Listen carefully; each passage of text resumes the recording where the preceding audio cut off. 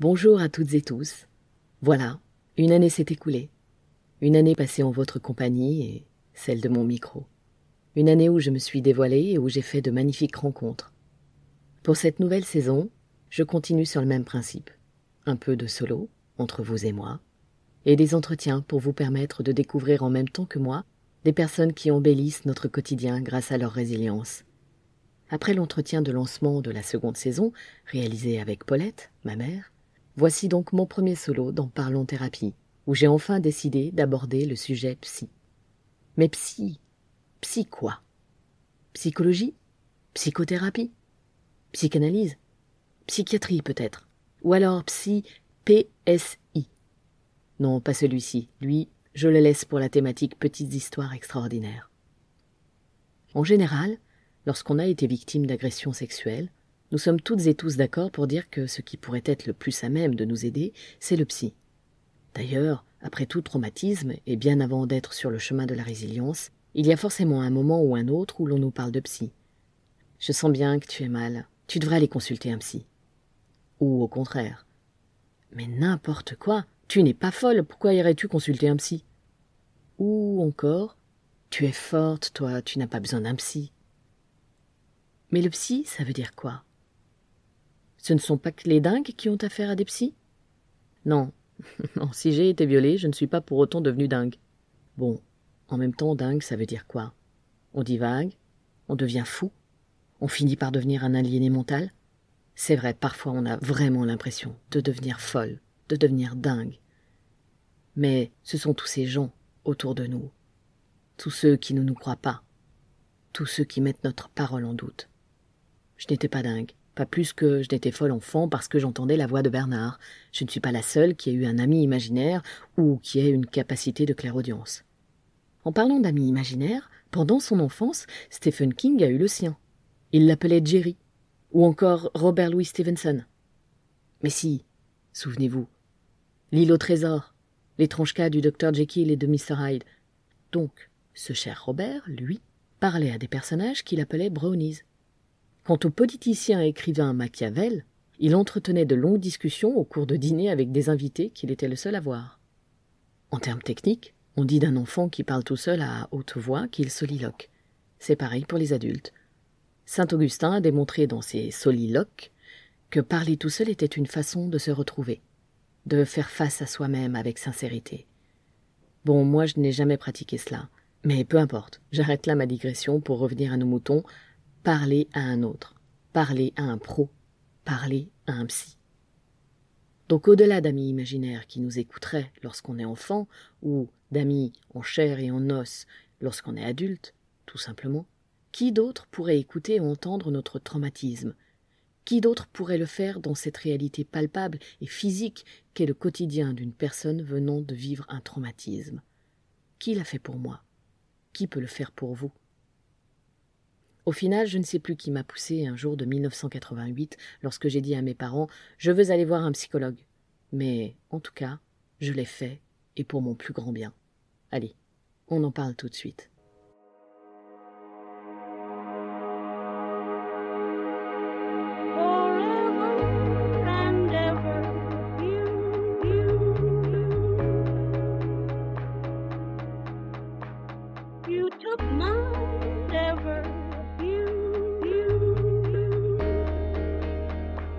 Bonjour et bienvenue dans Rester dans le Flow, podcast où je me raconte et partage avec vous mon parcours de vie et de résiliente.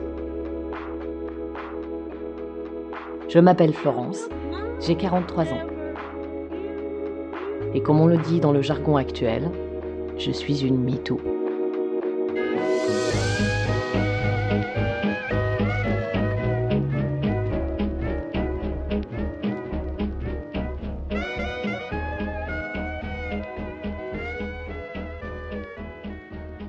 Alors, un psychologue, c'est quoi?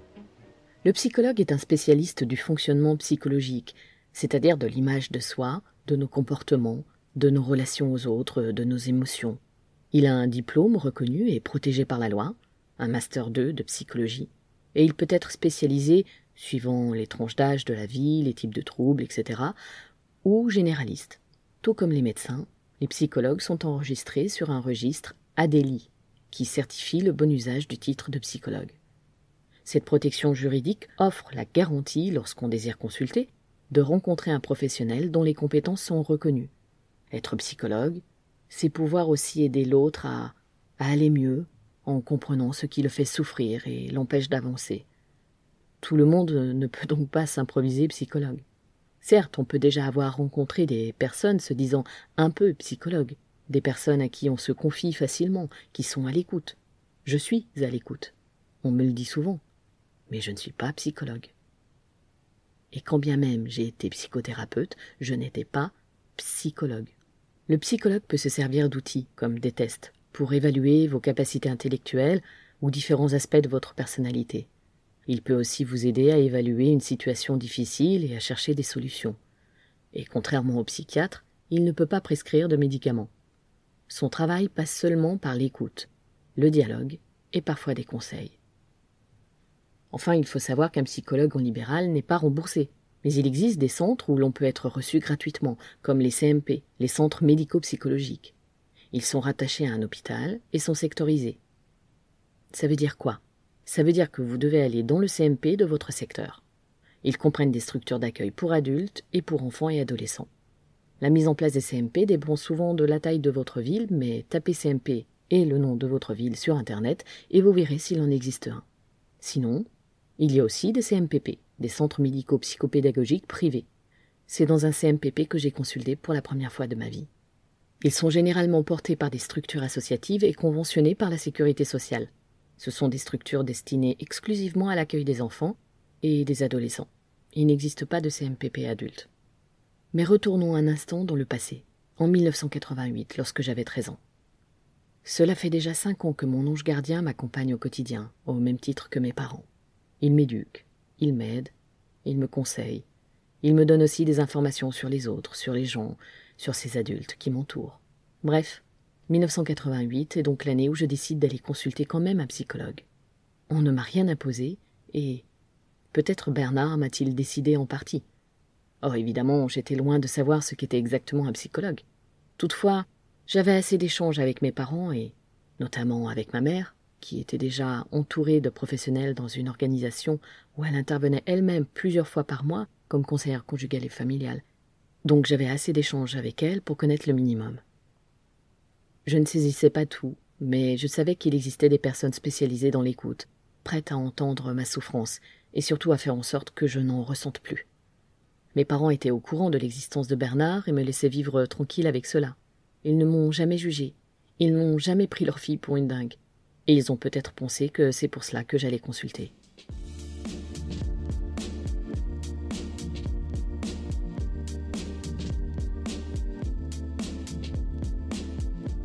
J'ai 2 versions concernant ma demande pour aller à la rencontre d'un psychologue.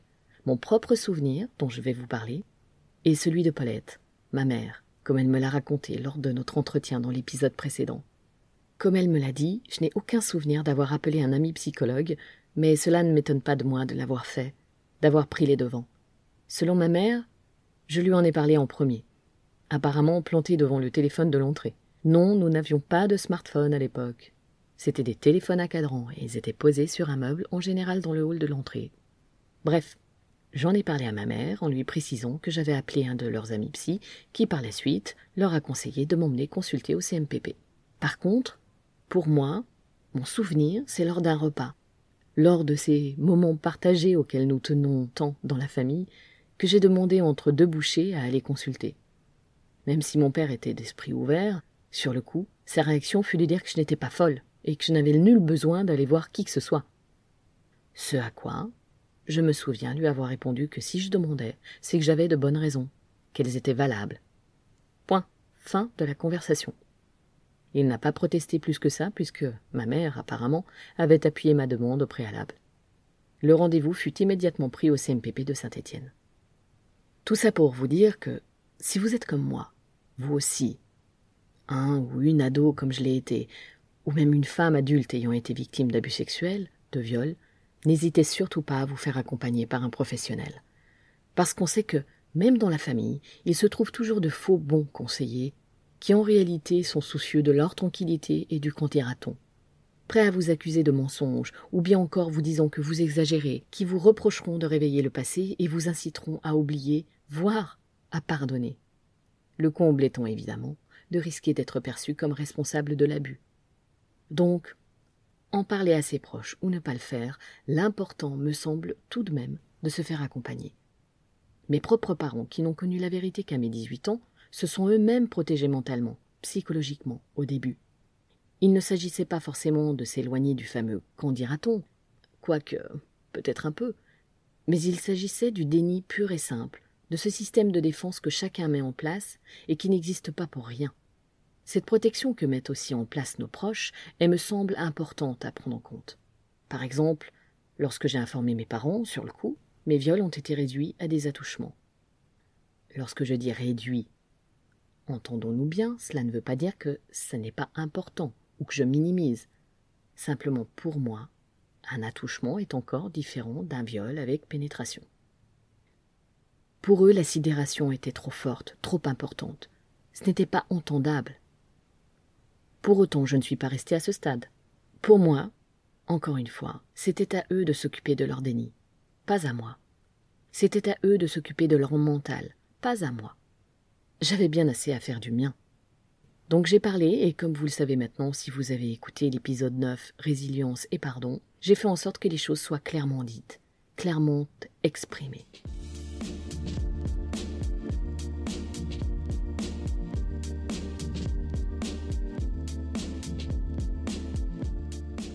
Donc on ne peut pas tout le temps en parler à nos parents. Et évidemment encore moins si le traumatisme est lié à l'un d'eux. Dans mon malheur, j'avais l'énorme chance de 1. Ne pas avoir à faire face à une situation traumatisante qui concernait ma relation directe à l'un de mes parents. Ni mon père ni ma mère ne me violaient ou ne me violentaient. 2. Je pouvais me confier un minimum et aller consulter. 3. Le déni chez eux n'a pas duré. Donc une fois qu'on a dit ça, une fois qu'on sait qu'on veut aller consulter un psychologue, comment peut-on le choisir? Parce qu'en fait, il en existe tellement. Je l'ai déjà dit en amont, la psychologie signifie littéralement l'étude de l'esprit, ce qui englobe de nombreuses branches allant de la psychologie expérimentale, qui travaille par exemple sur les fonctionnements du langage, de la mémoire et des perceptions, à la psychologie sociale, qui étudie les relations d'un individu à un groupe, et bien sûr, celle qui nous intéresse, la psychologie clinique, qui étudie l'individu lui-même, qui l'écoute. Pour prendre en charge thérapeutiquement les personnes traumatisées, le psychologue clinicien va utiliser des outils thérapeutiques comme l'entretien clinique, bien sûr, voire le fameux test projectif du Rorschach, auquel j'ai eu droit à l'époque. Au moyen de l'entretien clinique, ma psychologue, oui, c'était une femme, ma psychologue m'a écouté, observé et a analysé la situation. Son travail était de me prendre en charge de manière globale, en replaçant les difficultés et les troubles que je vivais de manière chronologique dans mon histoire de vie personnelle. Et toute la complexité de mon trajet de vie, pour elle, était de l'appréhender au mieux, de voir ce qui faisait sens au travers de la mise en lumière de moments de rupture ou de répétitions que je donnais à voir ou à entendre. Bon, entre nous, cela n'a pas dû être simple. J'avoue que pour ma part, je ne lui ai jamais dit que j'étais violée. J'y allais pour cela, mais j'en ai été incapable. Et je me souviens très bien avoir regardé tous ces dessins de Rorschach en voyant sur la plupart des sexes de femmes ou des hommes, et je ne l'ai pas prononcé une seule fois. Par contre, nos entretiens m'ont beaucoup aidé pour être moins fusionnelle à ma mère, pour apprendre à couper le cordon, à m'émanciper, à croire en moi aussi un peu, à commencer à croire en moi. Je ne sais plus combien de séances j'ai effectuées, mais au moins 1 heure tous les 15 jours, voire toutes les semaines au début. Cela m'a beaucoup marqué, car pour moi, à 13 ans, c'était la première fois que je me déplaçais seule en bus, seule en ville, seule tout court, comme une adulte. Par la suite, plus tard, à 18 ans, j'ai encore consulté, et cette fois en étant claire sur ma demande, en posant les choses, en nommant les choses. Et ma thérapeute, Anna, psychologue clinicienne, était aussi hypnothérapeute. Et entre nous, c'est ce qui a fait toute la différence. Formatrice en thérapie systémique dès 1982 et hypnothérapie depuis les années 90, Anna Loucaud est aussi la directrice de la formation d'hypnose à l'IFATC de Saint-Étienne, mais aussi à Buenos Aires et au Centre de la Famille à Cordoba en Argentine. Ouais, ça en fait pas mal des lieux où elle intervient. Elle est aussi vice-présidente de la Société française d'hypnose, et cette femme est l'une de celles qui m'a sauvé la vie. Mais ça, je le laisse pour un autre épisode sur l'hypnothérapie. En attendant, n'hésitez pas à aller voir tous les liens que je mets à votre disposition sur le site web, car vous avez le droit de vous occuper de vous et de savoir que des professionnels sont là pour vous aider à dépasser votre trauma.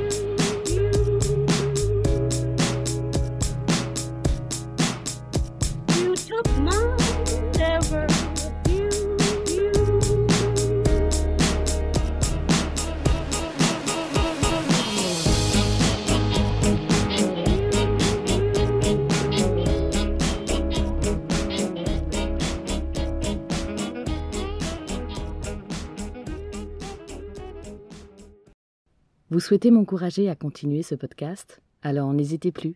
Allez sur iTunes, mettez 5 étoiles et laissez un commentaire d'encouragement.